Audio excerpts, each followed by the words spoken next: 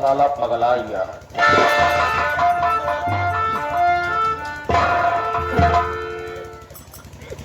इस बंदूक में कितनी गोली लगती है? 2 और मौत एक की होगी। अगर एक मिस हो गई फिर भी तुम मारे जाओगे। अगर टाइगर कप या साले, अगर टाइगर कप गया तो सोचो कि जमीन से लाश 3.5 हाथ ऊपर जाएगी। बाबू दावा जी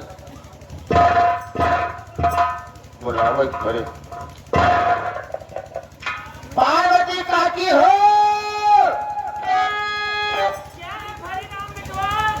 आइए बाबूजी बुला रहे हैं।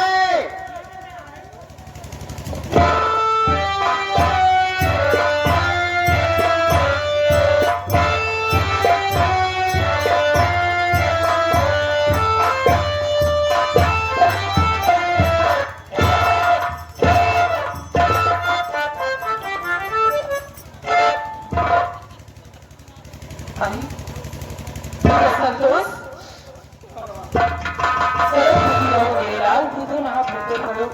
आज मैं क्या देख रही हूँ? तुम्हारी आंखों में आंसू और तुम रो रहे हो। इस बात का कारण मैं जानना चाहती हूँ। हाँ, जो मेरे आँख से ये पानी टपक रहा है इसे तो तुम देख सकती हो, लेकिन मेरा जिगर जख्मी हो गया हो कैसे देखोगी? मैं इस घर के लिए श्राप हूँ। क्या? अब श्राप, मैं गंदी नाली का कीड़ा हूँ। गंदी नाली का कीड़ा? हाँ, लेकिन ये सब बोला किसने है? जिसको भगवान से आप पहले पूछती है, जिसके नाम का सिंदूर अपनी मांग में लगाती है, किसी और ने कहा होता तो मैं हंसकर बर्दाश्त कर लेता। ये तो बाबूजी ने कहा है, और उन्होंने क्यों कहा है ये जानना चाहती है आप? बाबूजी कहते हैं कि संतोष सावित्री को धक्के देकर मारकर इस हवेली से बाहर कर दे। अब तुम ही बताओ मां कि मैं क्या करूं क्या ना करूं। देख बेटा संतोष, तो 2 मिनट के लिए पीछे हट, मैं खुद ही ठाकुर साहब से बात करती हूँ। अजी सुन रहे हो? ठाकुर साहब, आप ही से कह रही हूँ मैं।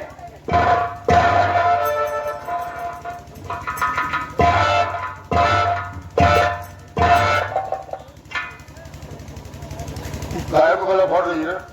गला नहीं फाड़ रही हूँ, मैं आपसे ये पूछना चाहती हूँ कि मेरे बेटे संतोष को आप किस लिए मारा, और मारने की बात छोड़ो, आप उससे गंदी नाली का कीड़ा बोला और कह रहे हो कि अपनी पत्नी को मारकर इस घर से बेघर कर दो। कहाँ का इंसाफ है आपका? पार्वती, बोलिए।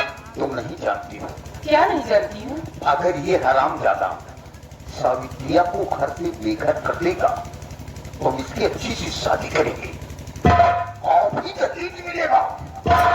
दहेज में हमारा नुकसान नहीं होगा, इसलिए मैं कह रहा हूं, इसे समझा रहा हूं सावित्रिया को घर से बेदखल कर दे, लेकिन ये मानता नहीं है, करके जवाब देता है। आप जो कह रहे हैं, आपका कहना ही मानता नहीं, तो आप कह क्या रहे हैं?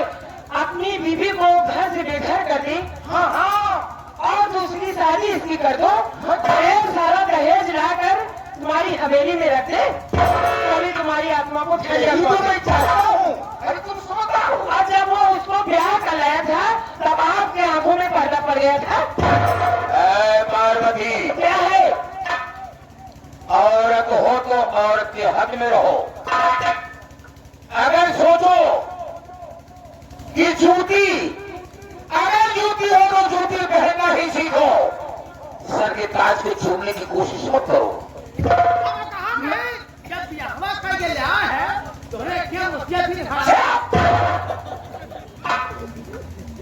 ये हराम मैंने तो शादी किया, ये तुम्हें बाद में मालूम हुआ, ये तेरे कहने से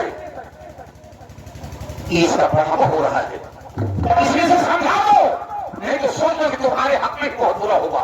मैं जानती हूँ। मैं अच्छे के लिए अच्छा हूँ, बुरा के लिए बुरा हूँ। आपके सामने मेरी बोलने की औकात नहीं है, लेकिन आज मैं आपसे कुछ ज्यादा नहीं बात करूंगी, लेकिन मैं जो कहना चाहती हूँ उसे आप ध्यान से सुनिए। इस गंदी नाली के कीड़े को गंदी नाली का क्या है? बेटे को मत बोलिए। क्यों? अपनी कोख से मैंने इसे जन्म दिया है। लेकिन बेटा हमारा नहीं है। मैं मानती हूँ कि आपका बेटा नहीं है, लेकिन मेरा तो बेटा है, मेरा खून है वो।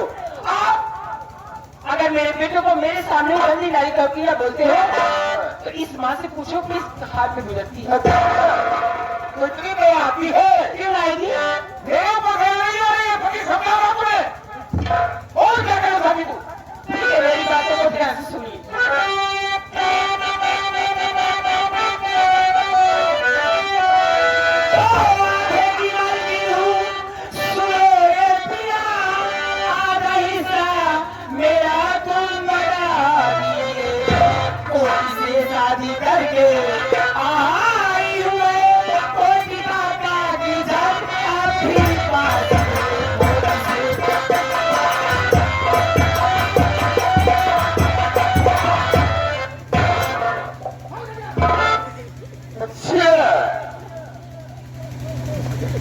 तो कोर्ट का कागजात इतना ना इतना घमंड है ये।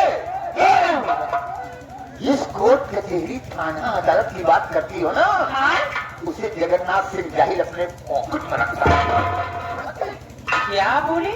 जिस कोर्ट कचहरी की मैं बात करती हूँ आप उस कागज को अपनी पॉकेट में रखते हो, तो मेरी बात सुनो ठाकुर साहब। उसी कोर्ट कचहरी का कागज लेकर अगर मैं अदालत पहुंच गई और जलवा दूंगी एक हाथ का ना, तो आगे तुम्हारी क्या कैसे?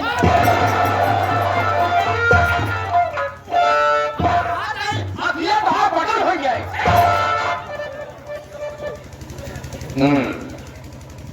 तो ये घमंड है पार्वती, सोच लेना समझ लेना। मैं सोच ली और समझ भी ली। जो मैं कह रही हूँ ये मेरा कर दीजिए काम, मैं आपसे कुछ नहीं। तो आधा हिस्सा तुम्हें चाहिए। हाँ, मेरा आधा हिस्सा दे दो, मैं आपसे कुछ मतलब ही नहीं रखूंगा। भाई राम इधर आओ। कीचड़ में जब रोड़ा मारो तो कीचड़ साला ऊपर करता है। ये साली औरत है, औरत का कई रूप होता है। कैसे कैसे? हाँ क्या है तो हम हाथ पकड़े हैं पीछे जूता पकड़े तुम ठीक कहते हो। आप मुझे मालूम है कि औरत की आंख में मोहनी होती है। ये अगर चाहे तो किसी को भी नंगा कर सकती है। ऐसा है, हम इनके मुंह नहीं लगेंगे, हम चल रहे हैं, लेकिन सोच लेना कि इसके हक में बहुत ही बुरा होगा। एक बात है, बोलो। दहेज के वो परेशान हो और अपने साथ में हुए हिस्सा दूंगा, कभी नहीं, नामुमकिन है। पार्वती गाय खोल के सुन लो, आज तो मैं सीधे चला जा रहा हूं, लेकिन दोबारा अगर इसकी सूरत मेरे सामने आ गई तो सोच लो, ना तुम इस हवेली में होगी और ना तुम्हारा अपने रहेगा।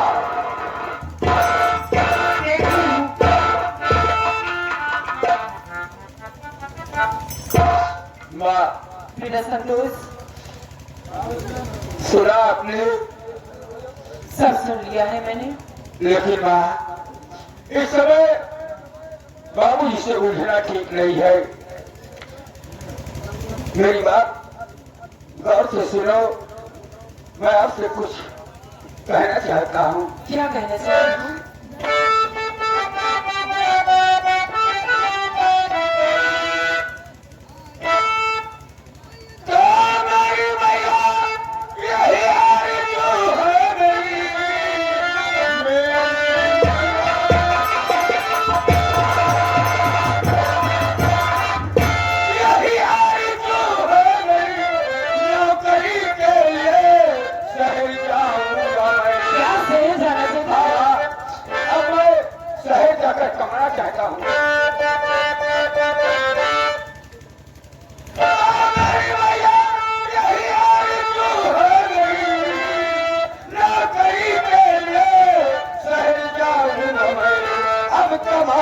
के मैया अरे खिला मुंह में मांग किससे पूरेगा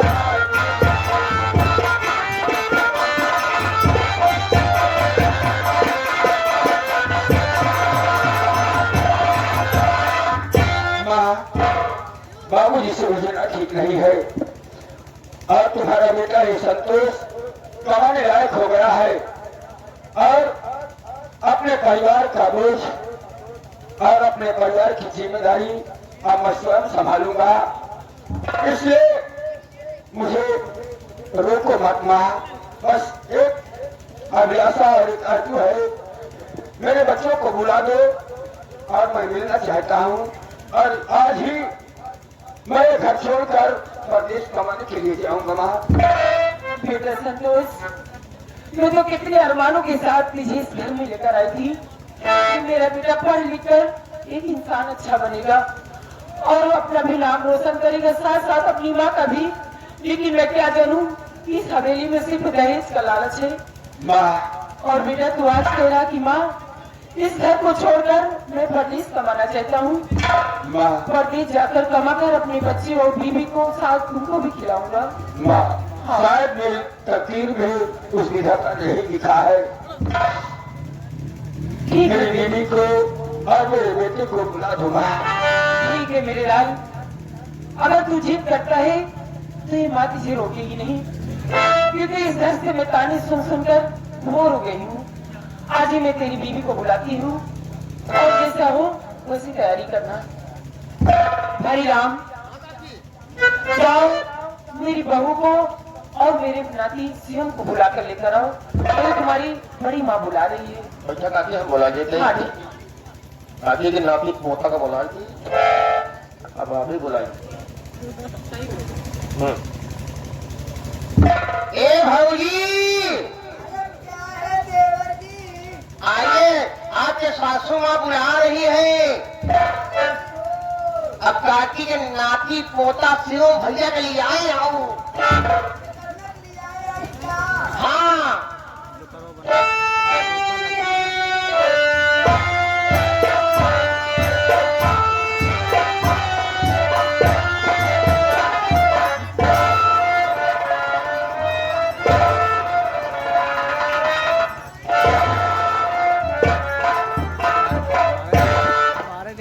सासू माँ, बहू आपने मुझे किस लिए याद किया? तू तो जानती है जब कोई खास काम पड़ता है तभी तेरी सासू माँ तुझे याद करती है। आज थोड़ी थोड़ी बातों में तुम्हारे ससुर से और मुझसे हल्का सा झगड़ा हो गया है, उसी कारण से बहुत ज्यादा बोल चुके हैं। इसीलिए मेरा बेटा संतोष आज ही परदेश जाना चाहता है सासू माँ, और कहा कि मेरी पत्नी और मेरे बच्चे से मिला दो, इसीलिए मैं तुझे बुलाई। बेटा संतोष, जो बात करना है बहू से बात करो। स्वामी जी, मैं क्या सुन रही हूँ कि आप मुझे इस हाल में छोड़ करके परदेश जा रहे हो। आप परदेश चले जाओगे तो आप ही सोचिए, मैं और मेरा बेटा शिव किसके सहारे रहे। सावित्री क्या कह रही कि इस स्थिति में छोड़कर और आप परदेश कमाने के लिए जा रहे हो। माँ ने बताया, तुमने सुना होगा, बहू इसे अनबन हो गई है और हमारे परिवार के खर्च के लिए फूटी कौड़ी नहीं देना चाहते। और सावित्री, रही बात तुम्हारी, मैं ठहरा मार दी और एक औरत का दर्द औरत से ज्यादा कौन समझ सकता है। मेरी माँ की तरफ देखो, मेरी माँ ने तुम्हें अपनी माँ नजर आएगी और फिर क्या तुम चाहती हो कि पैसे के कारण मेरे बेटे की पढ़ाई रुक जाए? नहीं स्वामी जी, मैं नहीं चाहती हूँ, लेकिन स्वामी जी मेरा 9वां महीना चल रहा है। आप जब छोड़ के चली जाएंगे तो मेरी देखभाल कौन करेगा? सावित्री, भगवान पर भरोसा रखो और तुम्हारी देखरेख के लिए फिर पैसे भी तो चाहिए और माँ तुम्हारी देखरेख के लिए है। जिद मत करो, मुझे जाने दो। तुमसे बिछड़ कर, अपने बेटे से बिछड़ कर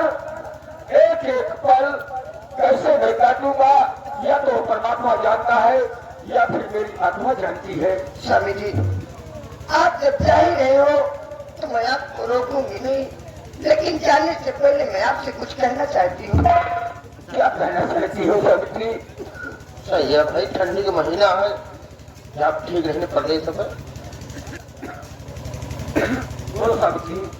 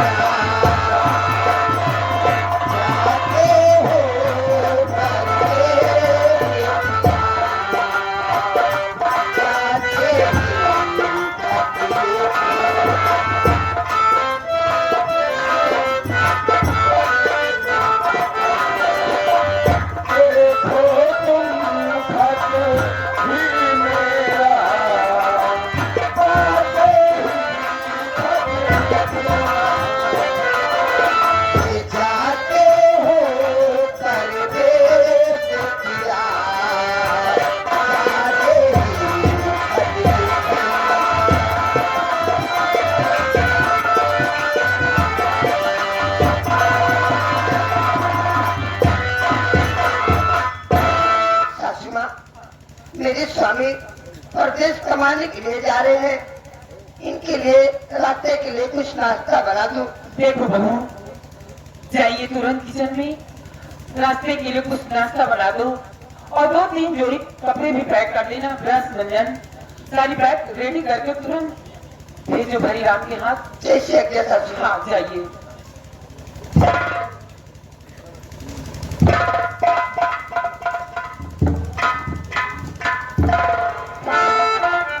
मैं क्या सुन रहा हूँ पापा?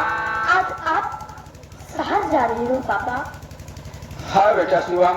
पापा, आपको तो पता है कि मैं आपके बगैर रह नहीं सकता हूँ पापा। मेरे लाल, जिस प्रकार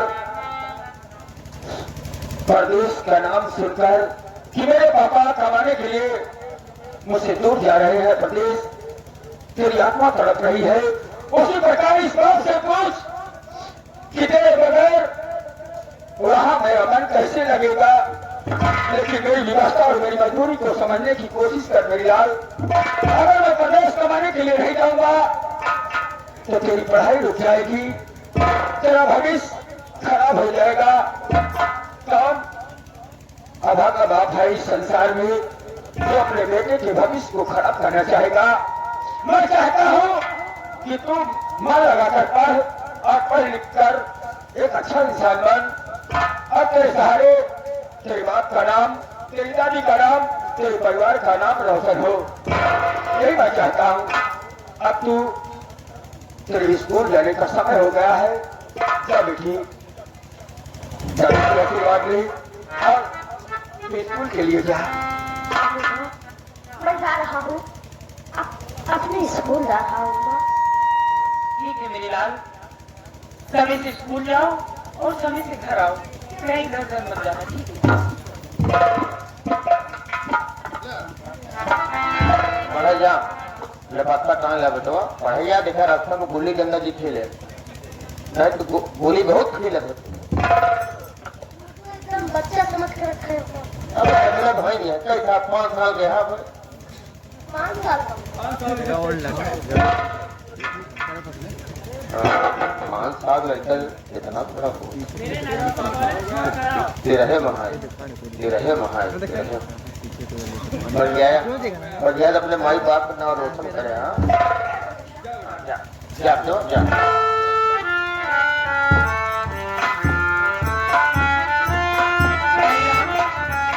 देखो अगर बैग रेडी हो गई हो तो तुरंत लेकर आओ, क्योंकि समय नहीं है। जाओ जल्दी लेकर आओ।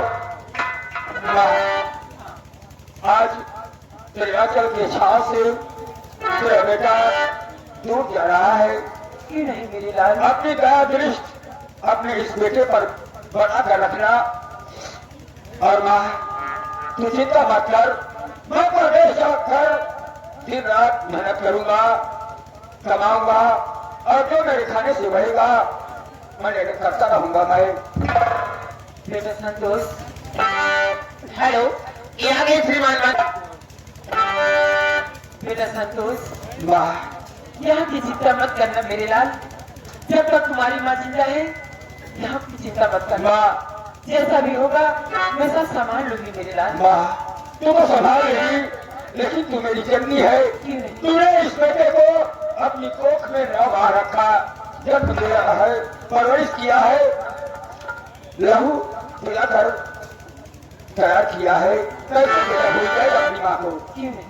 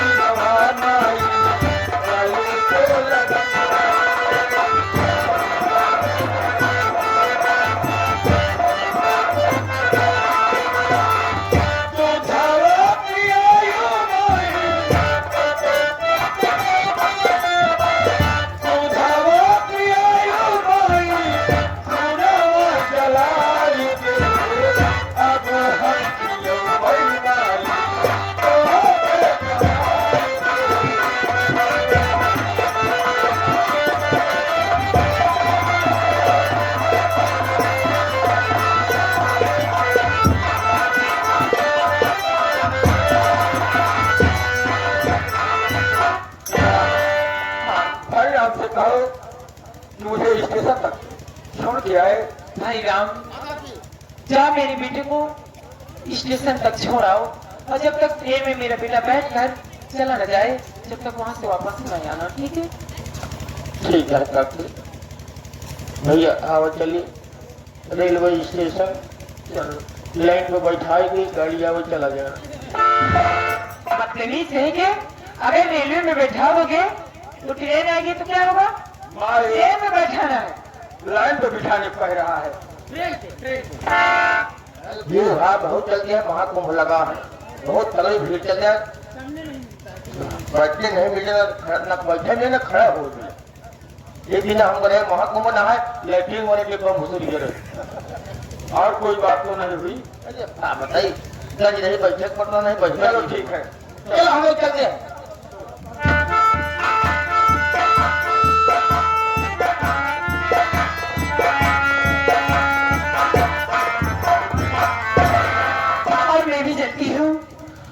और कह रहे हैं ठाकुर साहब कि पार्वती तुझे आधा हिस्सा नहीं दूंगा, लेकिन मैं भी अगर तुम्हारे जो कब्रिस्तान में आजा परवाजा दफन है, अगर मैंने उनसे आधा हिस्सा न ले ली तो मेरा भी नाम पार्वती सिंह नहीं। चलती हूँ ठाकुर साहब, आगे देखती हूँ क्या करते हो क्या नहीं।